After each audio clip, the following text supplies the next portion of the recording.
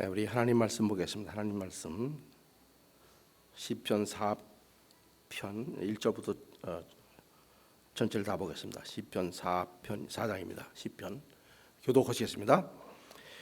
내 의의 하나님이여, 내가 부를 때 응답하소서. 곤란 중에 나를 너그럽게 하셨사오니 나를 긍휼히 여기사 나의 기도를 들으소서.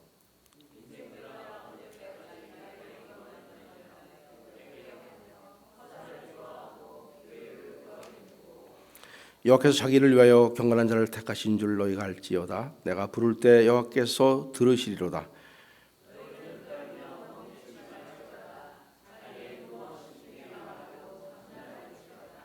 의의 제사를 드리고 여호와를 의뢰할지어다.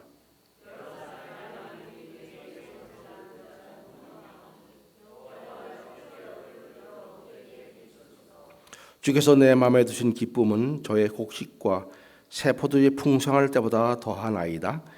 내가 평안히 눕고 자기도 하리니 나를 안전히 거하게 하시는 이는 오직 여호와시니라. 아멘. 아멘. 우리 전가족 찬양 나와서 드리겠습니다. 이게 같이 찬양을 하면서 들었더니 어느 큰 교회 성가보다 훨씬 난 것 같아요. 자발적으로 와서 정말 이거 처음에는 곡이 어렵다고 이렇게 좀 헤매더니 이제 한 몇 번 하니까 완전히 참 하나님이 특별한 은사를 우리 교회에 주신 것 같아요. 우리 너무너무 감사합니다. 우리가 잘 아는 그런 유명한 노래가 있습니다. 미국 남북 전쟁 당시에 남군과 북군 모두에게 불려졌던 그런 노래죠. 이 노래는 그 당시 대통령이던 아브라함 링컨과 그 부인이 무척 좋아해서 즐겨 부르던 노래고, 1862년에는 오페라 가수 아델리나 파티라는 그 유명한 가수를 초청해 가지고 백악관에서 이 노래를 하는 그런 일도 있었습니다. 귀에 익은 그런 몇 번쩍 우리가 불러보았던 그런 노래죠. 감이 잡히죠, 무슨 노래인지요. 그런 노래입니다. 그 미국의 존 하워드 페인이라는 그런 작사가가 작사를 하고, 또 영국 사람 헨리 비숍이 곡을 작곡한 그런 노래죠. 우리가 한번 이 노래를 먼저 들어보기로 하겠습니다.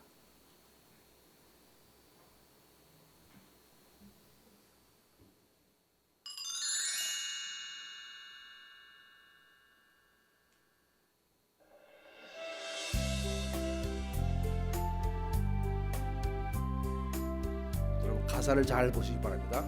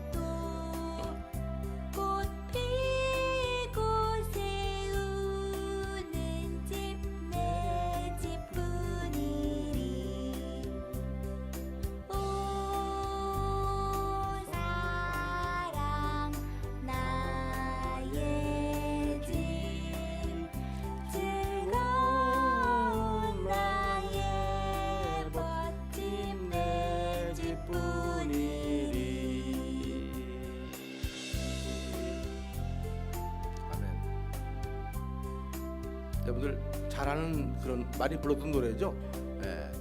또 나와요? 됐습니다. 여기 특별히 보면은 내 나라 내 기쁨 길이 쉴 곳도 이런 구절이 나오죠. 즐거운 곳에서는 날 오라 하여도 내 쉴 곳은 작은 집 내 집뿐이리. 내 나라 내 기쁨 길이 쉴 곳도 꽃피고 새우는 집 내 집뿐이리. 오 사랑 나의 집 즐거운 나의 벗 내 집뿐이리. 한국어로 가사로 번역된 그런 노래인데, 많은 사람들은 즐거움과 기쁨을 누리기 위해서 세상에 이것저것을 기웃거리고 찾아다니죠.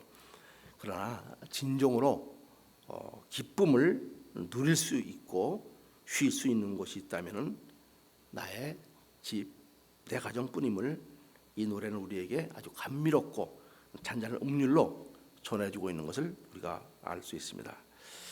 하나님이 세우신 가정 되게 하소서라는 우리 2018년도의 표 중에서 3월달 주제가 기쁨이 샘솟는 우리 집입니다. 그리고 오늘 본문 시편 그 4장에 있는 그 말씀의 7절의 말씀, 그것이 주제의 말씀이 되죠. 우리 함께 그 말씀을 읽어보기로 했습니다. 한 목소리로 읽어보죠. 주께서 내 마음에 두신 기쁨은 저의 곡식과 새 포도주의 풍성할 때보다 더하나이다. 아멘, 아멘, 아멘. 특별히 오늘 4장 7절의 말씀을 중심으로 해서 다 강해시로 오게 되면 시간이 많이 가기 때문에 핵심적인 것만 뽑아서 이런 말씀을 같이 전하기로 하겠습니다.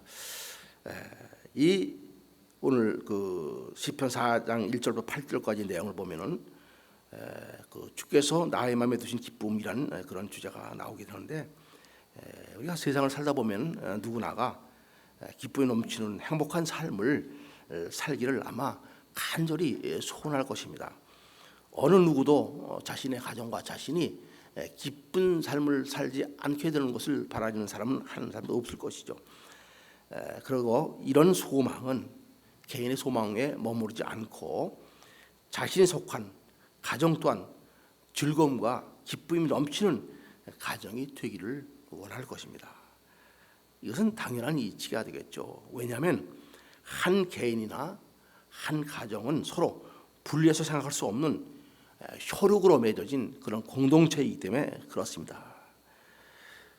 뜻대로 되지 아니한 것이 우리의 인생인가 아닌가 이런 또 생각도 우리 해보죠. 누구나가 내와 내 가정이 기쁨이 넘치는 가정이 되기를 바라지만은 내가 꿈꾸는 것 같은, 내가 생각하는 것도 간절한 그런 것만큼 우리 가정과 우리 삶이 그렇게 뜻대로 되지 아니한다는 사실도 우리는 알 수 있습니다. 그렇기 때문에 많은 사람들은 삶의 기쁨을 잃고 근심하면서 사는 것이 너무 힘들다고 말을 하는 경우도 많이 있습니다. 세상 사람들은 그렇다 하더라도 믿는 사람들 가운데서도 내 삶에 기쁨이 사라졌다고 생각하는 그런 사람들도 아마 있을 수가 있을 것입니다.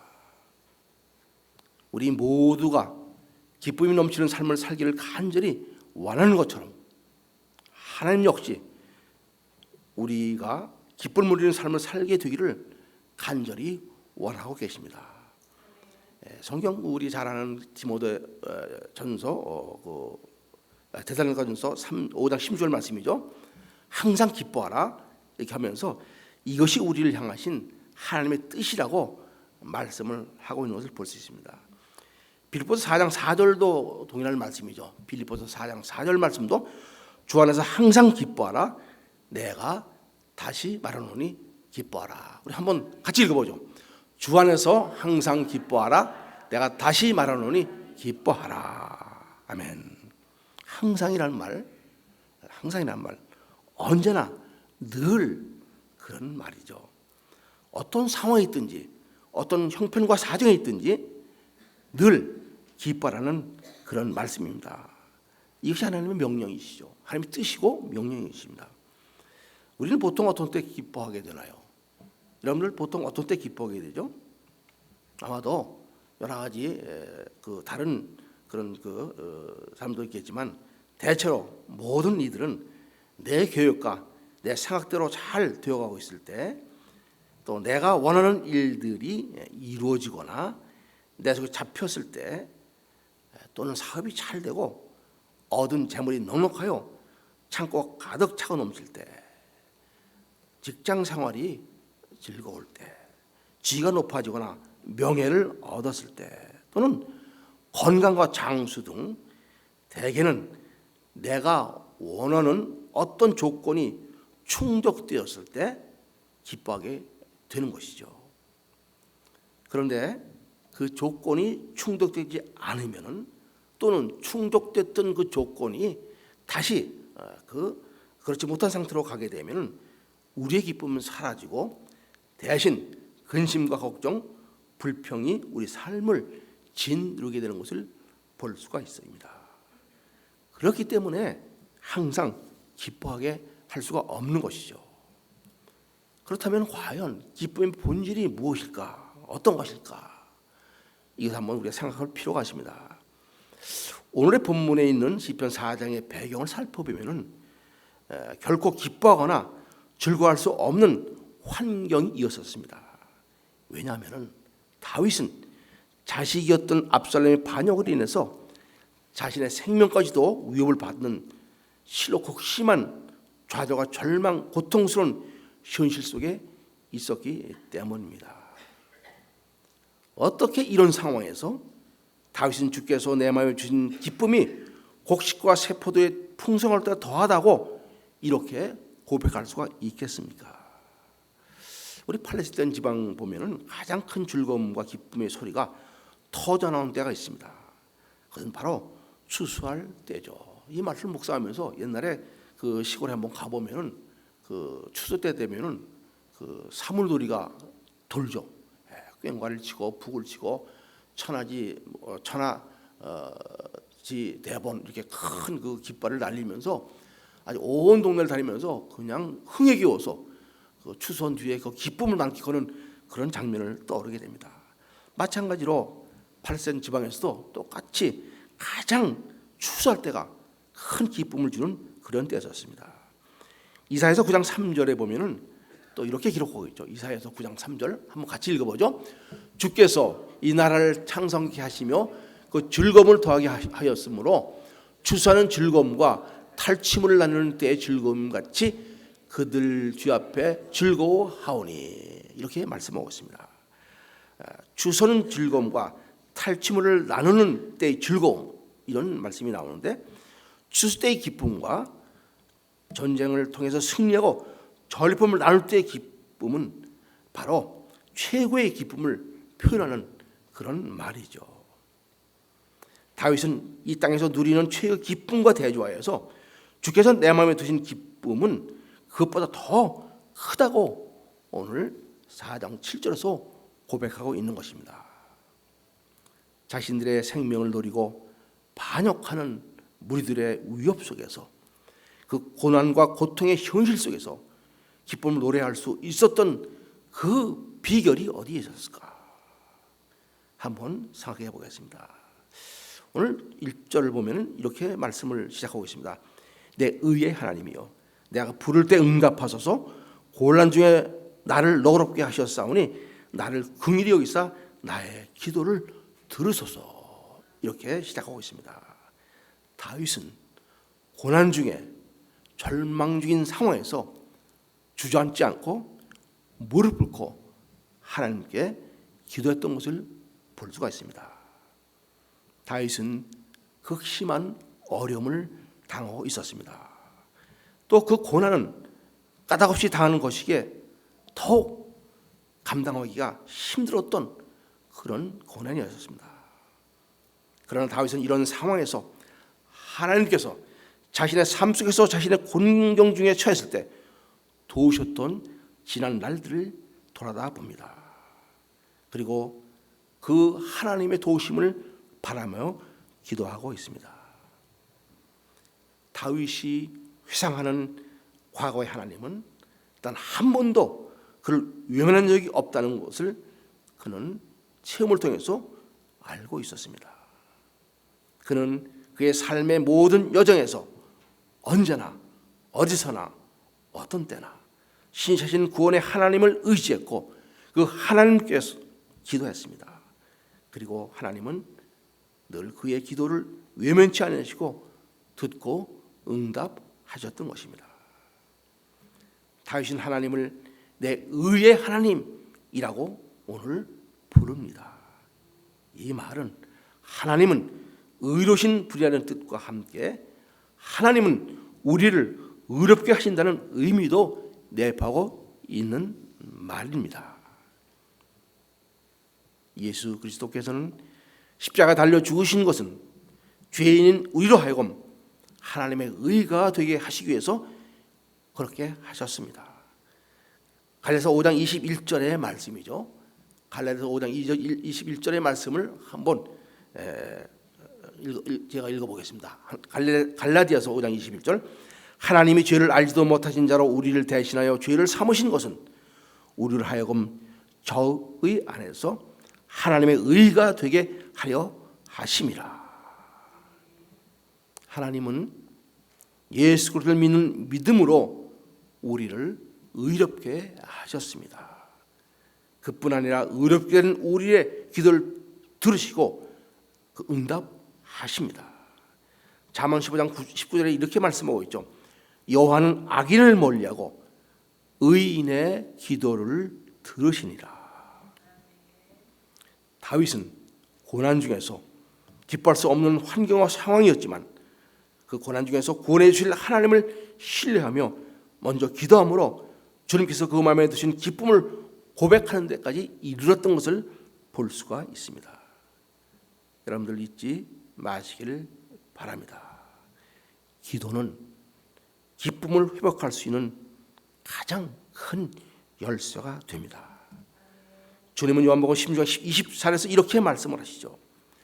지금까지 너희가 내 이름으로 아무것도 구하지 아니하였으나 구하라 그러면 받으리니 너희 기쁨이 충만하리라. 이 말씀을 보면은 언뜻 이해가 되지 않는 그런 부분이 있습니다. 무엇인가 하면은 우리는 기도할 때마다 우리의 구할 것을 주님의 이름으로 기도를 했습니다. 그러나 주님은 오늘 본문에서 지금까지 너희가 내 이름으로 아무것도 구하지 아니했다고 말씀을 하십니다. 물론 이 말씀은 첫 번째 이 말씀 하신 배경이 있습니다. 주님이 제자들에게 이 말씀을 하실 때는 아직 구속사역이 완성되지 않았던 때입니다. 또 주님께서 예수님 자신이 자신의 이름으로 기도하는 것에 대해 가르치지도 않았을 때입니다.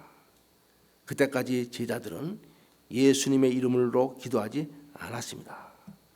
그러나 예수님을 만나고 예수님은 그들에게 이제부터는 주님의 이름으로 기도하라고 말씀을 하셨던 것입니다. 또 한 가지 우리가 묵상하면서 깨닫게 되는 의미가 있습니다. 우리는 기도할 때 어떻게 기도합니까?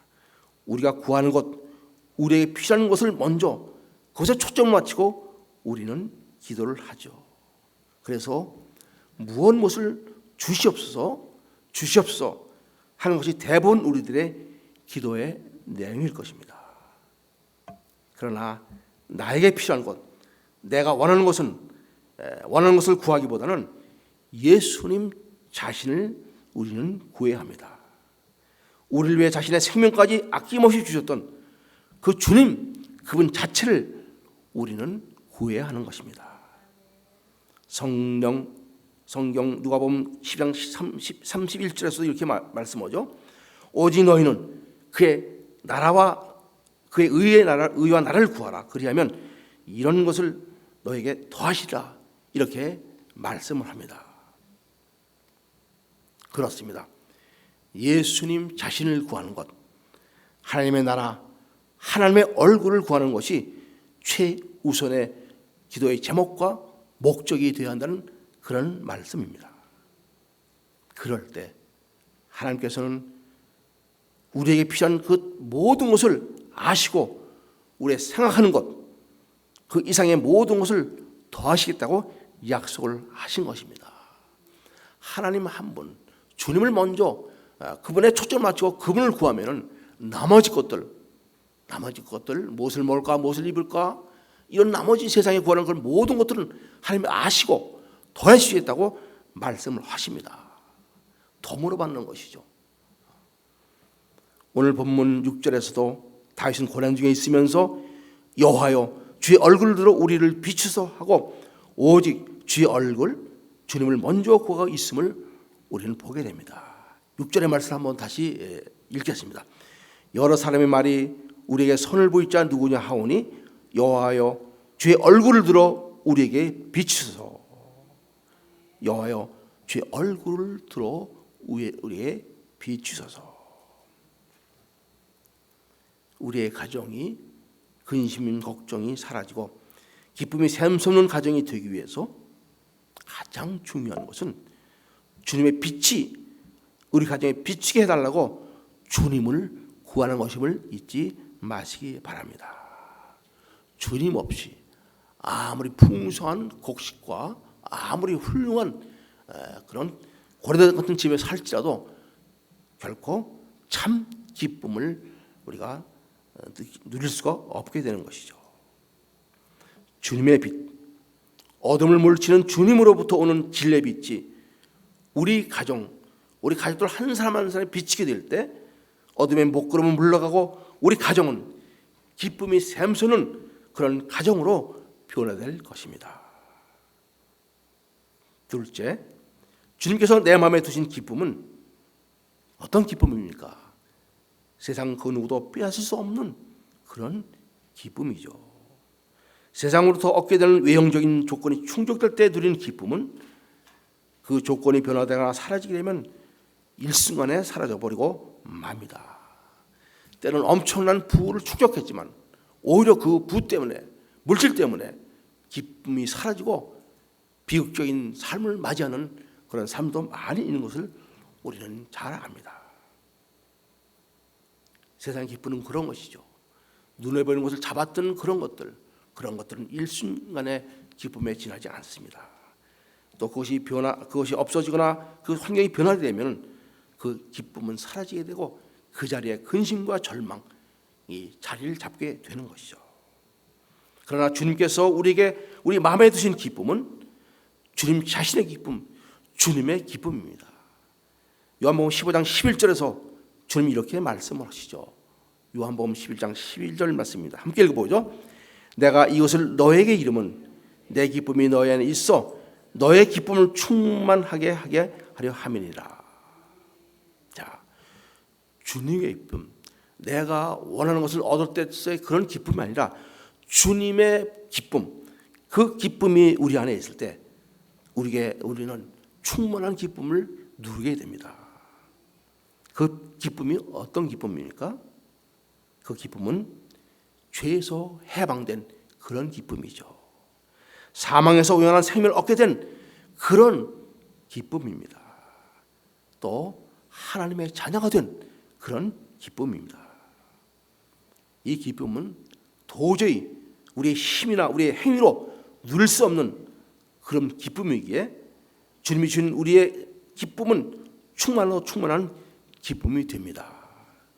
내가 얻은 기쁨이 아니기에 내가 내 힘으로 쟁취한 기쁨이 아니기에 그렇기 때문에 언제나 살아갈 수 있는 그런 기쁨이지만 주님이 주신 기쁨이기에 주님이 주신 그런 영원한 구원의 기쁨이기에 우리는 그 기쁨 안에 살며 충만할 수 있는 것을 우리는 알아야 됩니다.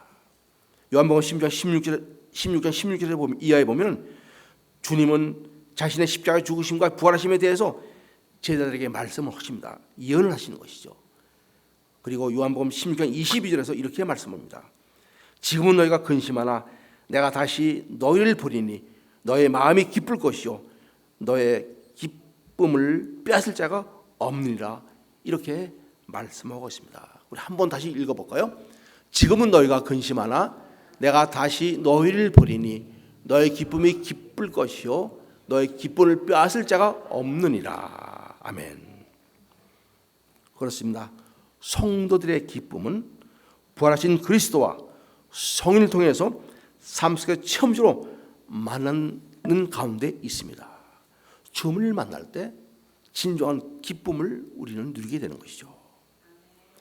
참정교회 우리 모든 성도의 가정 모두가 우리를 구원하신 주님, 또 부활하신 주님, 그리고 다시 오실 주님을 만나는, 그래서 큰 기쁨을 누리게 되는 그런 가정이 되시기를 우리 주님의 이름으로 축원합니다. 오늘 읽은 시편 4장은 고통 중에 보낸 하루를 마무리하면서 드린 기도이기 때문에 저녁에 드린 기도 또는 저녁 찬송시라고 이렇게 불러지는 그런 장입니다. 우리 시편 3장을 한번 여러분 나중에 읽어보시기 바랍니다. 이 시편 3장은 아침에 드리는 기도, 아침 기도, 아침에 드리는 찬양, 이런 표제가 붙은 그런 장이 시편 3장이죠. 압살롬의 반영으로 예루살렘에서 도망 나온 후에 도저히 안식을 누릴 수 없는 상황에서 다윗은 기도로서 하나님의 얼굴을 구하며 고난 중에 하나님을 의지합니다. 그리고 하루가 지나기 전 저녁에 고난 중에도 하나님께서 그의 마음에 드신 기쁨을 고백하게 되는 것이죠. 그 다음에 차지한 것이 무엇입니까? 바로 평안입니다. 그리고 이 다윗은 그 평안 때문에 그 밤을 참으로 참 안식을 누릴 수 있었음을 오늘 8절에서 고백하는 것을 볼 수 있습니다. 이렇게 말씀하죠. 내가 평안히 눕고 자기도 하리니 나를 안전히 거하게 하시는 이는 오직 여호와시니이다. 쫓기는 신세에 있을 때 자다가 어떤 위급한 상황을 당할지도 모르는 그런 상황이죠. 아마 잠을 잘 수 없는 뜬 눈으로 밤을 새워야 될 그런 상황이었을 것입니다. 우리가 어떤 가정에 문제가 있든지 어떤 근심 걱정이 있게 되면 잠을 잘 수가 없죠. 그죠? 잠을 자지 못하고 밤을 뒤척이면서 근심과 고민 때문에 염려하고 밤을 지새는 경우도 아마 있을 수 있었을 것입니다. 그러나 주님만 의지하고 주님께 기도하는 그런 성도들은 어떤 상황이 있든지 날이 지기 전에 해가 지기 전에 평안하게 잠자리 들 수 있음을 우리는 깨닫게 됩니다. 내가 평안히 눕고 자기도 하리니 날 안전히 거하게 하시는 이는 오직 여호와시니라. 이 상태에서 다윗은 환경은 아무것도 달라진 것이 없었죠. 아침에 기도를 드리고 저녁에 자리를 눕는 그 순간까지 여전히 위급한 상태에 있었습니다. 여전히 반역자들이 자신의 생명을 누르고 있는 그런 상태에 있었던 것입니다. 아무것도 달라진 것이 없죠. 그러나 다윗은 어떤 그의 상황은 달라진 것이 없었지만 그의 중심은, 그 마음은 달라졌던 것을 볼 수 있습니다. 우리의 형편과 사정이 전혀 변하지 않은 것 같지만 여러분 그런 경험을 많이 하게 되죠. 여전히 그 문제가 내 앞에 있지만 기도를 하고 나면은 마음의 평강이 찾아오는 경우를 여러분 많이 체험하셨을 것입니다. 기도 뒤에 더 근심과 걱정이 솟구치는 그런 경우는 없었죠. 기도하고 나면은 마음에 확신이 생기며 또 오히려 평안이 찾아오는 그런 경험을 여러분들 많이 하셨을 것입니다. 기도의 능력이 그런 것이죠. 하나님 의지한다는 건 바로 그런 것입니다. 조금도 변하지 않은 그런 환경 속에 여전히 있지만은 기도할 때 하나님은 확신을 주시며 또 마음의 평안을 얻게 하시는 그런 것이 하나님의 우리에게 주시는 은혜 중에 은혜입니다. 이제 자신을 대적하는 무리들의 비난, 위협 그리고 자신의 처한 고난조차도 다윗에게는 더 이상 문제가 되지 않았습니다. 아니 오히려 그런 고난과 문제가 있었기에 하나님 얼굴에 빛을 비추기를 기도했고 그 문제 해결을 위해 구한 것이 아니라 하나님 자신을 구했기 때문에 다윗은 주께서 자신의 마음에 두신 기쁨이 무엇인가를 고백할 수 있고 또 기쁨을 회복할 수 있었던 것입니다.